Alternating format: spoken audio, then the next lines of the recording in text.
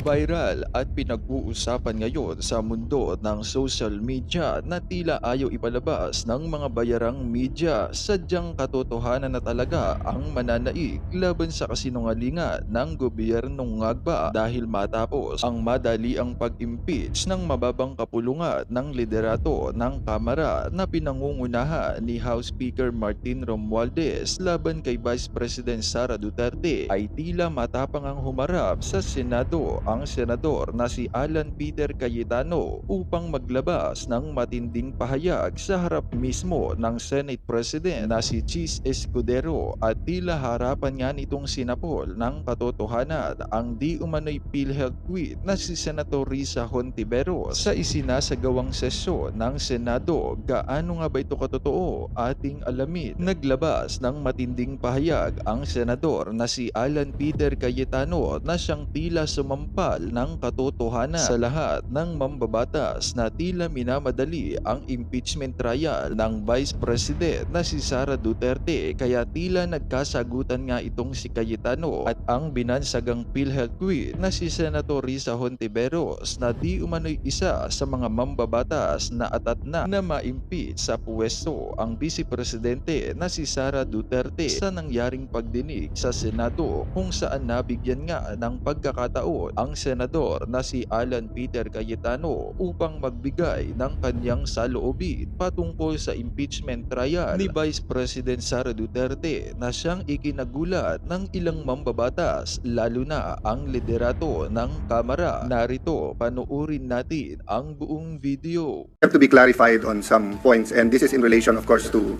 the minority leader, the deputy minority leader, and to our former majority leader. So, if I may proceed and just lay out the basis for my inquiry. The gentleman may proceed.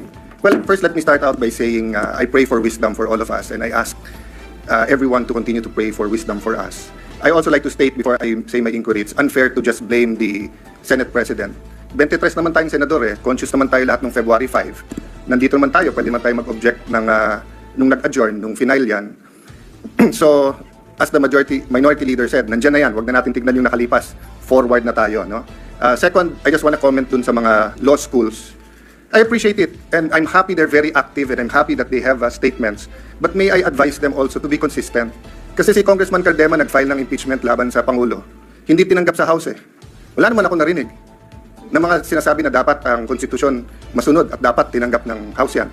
So, of course, hindi naman trabaho ng mga law schools na in each and every impeachment case magsalita. Pero in a highly charged environment. Can you imagine, Mr. President, during the campaign, sa mismong media interviews ng top news channels natin, tatanungin yung kandidato, pag kayo nanalo, are you for or against the impeachment case? Klaro naman ang sagot doon Ang sagot doon, hindi kami pwede mag-comment kasi magiging judge kami. Pero hindi. Sinagot pa rin ng mga kandidato at tinanong pa rin ng media. Pero kung konstitusyon ang masusunod, ang sagot doon iisa lang, mag-o-oath kami, dapat neutral kami. Kaya lang eleksyon Kasi masama naman talaga timing ng pagka-file nito Magpa-file ka during the campaign. That's the reality there. Kaya nga sa US, pagka-jury system, pwede mo i-sequester yung jury Papayag ba tayo nung February na i-sequester tayong 23? Na ikukulong tayo at hindi tayo makikinig sa kahit anong media at i-determine natin ito? Maybe may papayag sa atin, meron hindi. But huwag na tayo magsisihan. So, I'll go to my question. So, maybe that's why Shakespeare said, if you want justice, first kill all the lawyers. Diba? Kasi nga labanan ng mga abogado to, pero hindi ibig sabihin na wala silang mga personal na bias nila. Mahirap magsalita dito na insulto sa lahat ng Pilipino to, eto ang gusto ng taong bayan. Ang daming lugar sa buong Pilipinas yung Duterte nanalo ang kampanya nila, wag ituloy yung impeachment So, sasabihin ko ba na yun ang will ng tao? Pero kung titingnan ko naman lahat ng comments ngayon sa Facebook, sa SOCMED, gusto naman ituloy. Pati si Vice President Sara, sabi niya, I want to be held accountable. So siya yung sabihin ko, yan ang gusto ng taong bayan. Napakahirap po nung sitwasyon natin. That's why we need wisdom. But first question ko po, prejudicial question. Ano bang rules ang unang masusunod? Rules ng Senate o rules ng impeachment? Bakit to importante at bakit to prejudicial question? Tinitignan ko po kaninang umaga yung comment, allegedly, hindi ko sure, wala naman nakalagay doon na siguradong totoo yun, but meron pong comment ang defense team ni Vice President Sara Duterte. Correct me if I'm wrong, Senator Bato, Senator Bongo, my good friend, my brother, Senator Robin, kasi hindi ko alam kung official yon.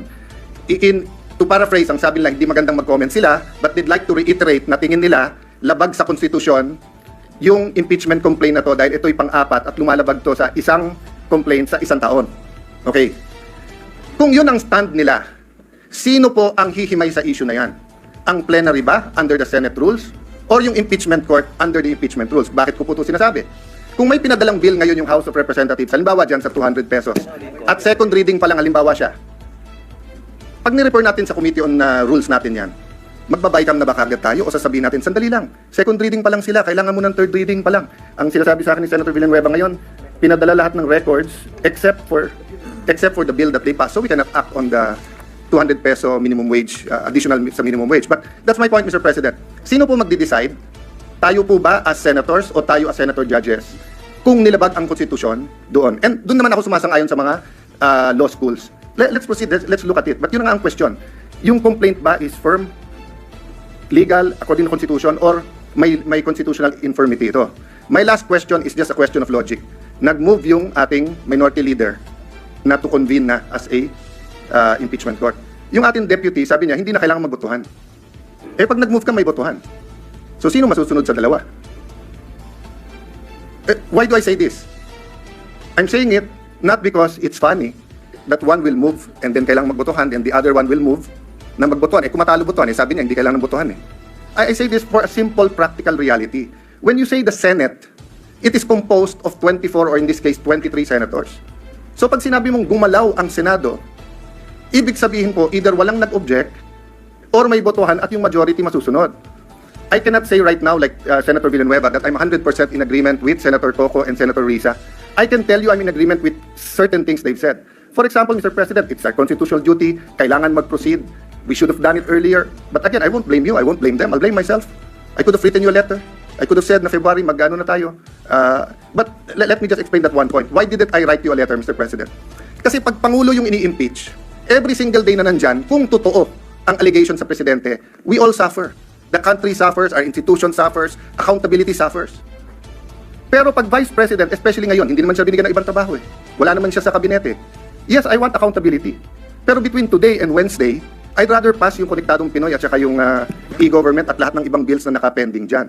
So Mr. President, may I end by reiterating the question. Do we follow first the rules of the Senate or do we go into the impeachment court? Sino magde-decide nung allegations ng defense na na-violate ang Constitution sa one impeachment per year? The second is just to continue my observation, Mr. President. I agree with many here.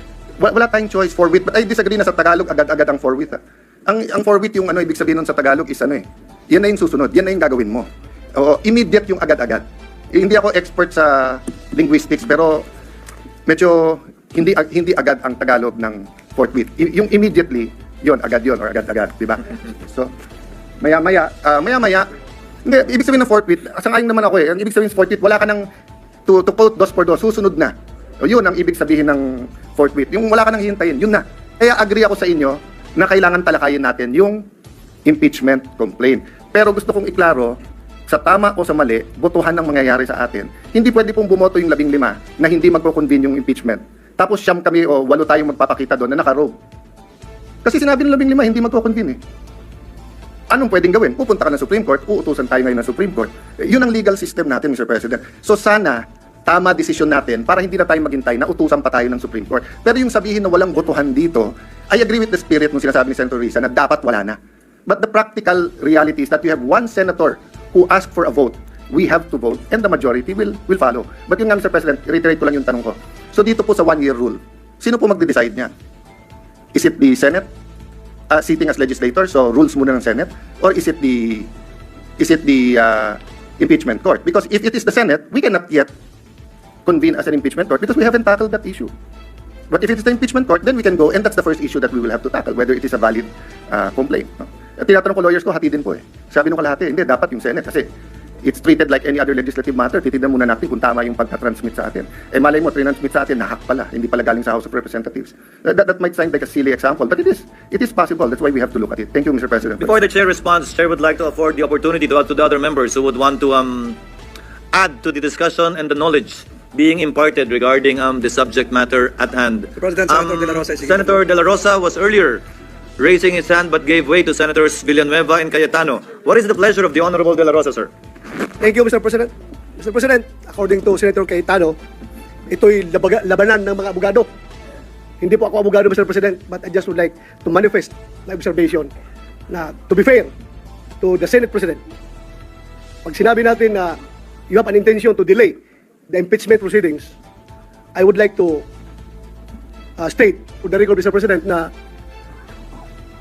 1 month ago pa, pinagawan muna kami ng robe, Mr. President.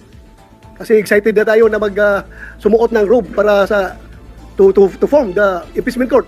To be fair with you, Mr. President, you've been preparing for that. And yung schedule natin na naka-schedule sa Wednesday, which is 11, if we give the ruling today, whether ano ba talagang gusto natin, today or Wednesday, I support you, Mr. President, kung anong gusto natin schedule. Sana mapag-usapan natin ngayon. Hindi ako abogado, pero ako ay isang Pilipino na gusto sana na hindi na tayo magkakagulo sa Pilipinas. Hindi tayo magkawatak-watak. At yung mga nagyayabang dyan, na sabi nila, gusto daw ng taong bayan, na ito ay talagang magkakaroon na kagad ng impeachment, taong bayan ang ginagamit. I don't know kung sino taong bayan yung sabi nila. Because, alam ko, Mr. President, halos lahat ng tao ng Mindanao at ng Visayas, as I have observed during the campaign period, ang sabi sa atin is, Sir, ibubuto kita kung hindi ka magboto sa impeachment o hindi ka magboto sa conviction. Yun ang sinasabi ng taong bayan. Kaya please, do not use the term taong bayan palagi because taong bayan is hindi lang kayo. There are always two sides of the coin. Bakit ba? Wala bang value yung mga taong bayan na nagsasabi na ayaw namin ng impeachment? Gusto nila? Ang iba-value ng Senado ay yung mga tao lang na nagsasabi na portwit kuno yung impeachment na yan. Ano, kalimutan na natin yung ibang tao na majority na nagsasabi na ayaw namin ng impeachment dahil panggugulo lang yan sa ating bansa. Lalo tayong nagiging divided. Lalo nasisira ang ating ekonomiya. Mga investors umaalis na dahil ang gulo ng Pilipinas. So yun lang po, Mr. President. I am 101% supporting you. What's your stand, Mr. President? Thank you, Mr. President. Noted and entered into the records. Senator HONTIVEROS, our Deputy Minority Floor Leader, is recognized. Salamat po, Mr. President. I comment on the second point of the good gentleman from Taguigan Pateros because there's nothing funny or illogical in and between the motion of the minority leader and the seconding of this representation. The motion of the minority leader is to convene at this very moment. That is what is to be subjected to a vote. Now, instead of on Wednesday. To convene at all is not to be voted upon. Sa usapin yan, sundin lang natin ang konstitusyon. Salamat, Mr. President. Mr. President. Mr. President. With the indulgence of Senator Pimentel, Chair recognizes Senator Cayetano, thereafter Senator Pimentel, thereafter Senator Padilla. Senator Cayetano, you may proceed. Mr. President, I don't want to further the division or the debate. And I wasn't making fun of it. Ang sinasabi ko po, the reality is may tama at mali, may moral, immoral, may legal at illegal. Hopefully, doon tayo parati sa tama. Hopefully, ang legal, yun din ang moral. Ang problema in a collegial body, Senate, House, Commission on Appointments, we move as one based sa pagboboto. So it's just showing the irony that if the minority leader was moving that we've convened now, and the deputy minority leader was saying, you don't need a vote. But if you can vote whether it's now or Wednesday, then I can also argue, then I can also move. Nasa ka na. If you can vote whether today or Wednesday, then you can also vote na next Monday or next Thursday. So that is the paradox we are in today. So whatever decision we make, sana may wisdom. Sana matupad ang konstitusyon, dapat matupad ang konstitusyon, dapat ang kalooban ng ating mga kababayan. But the reality is po, we will be acting as a body and the vote will matter. So yun lang po, and I don't have a debate. I respect what the majority and deputy minority leader has stated. You know, as I said, some of what they say I agree with, but we have to find it in our hearts that even if we disagree, we support the chamber. Senator Pimentel, thereafter Senator Padilla. Senator Pimentel, you may proceed. Just to respond to some of the points raised by Senator Joel Villanueva. Yung mahirap na nasisingitan, Mr. President, nalilimutan natin yung topic. Mr. President, siguro i-inform ko lang yung body, no, na yung referral of an impeachment of the articles of impeachment to the Committee on Rules is not found in the rules of the Senate as a legislative body, and it's not found in the rules of the Senate as the impeachment court. So you cite past practice. Okay.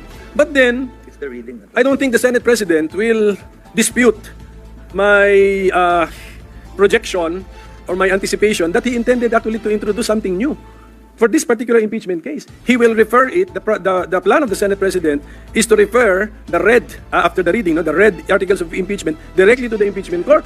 So ibig sabihin nun, talagang pwede tayong mag-introduce ng innovation because the past practice is not supported by the letters of our two sets of rules, Mr. President.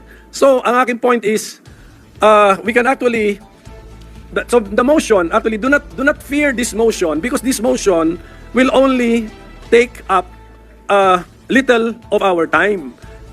Ang gusto kong mangyari, hindi tuloy-tuloy ang ating, if we need to do some preliminary matters before the trial action, ang trial action meaning to say may witness, a witness stand, mayroong direct examination, cross-examination, malayo pa yan, after pa yan pag-filing ng mga answer at saka ng reply.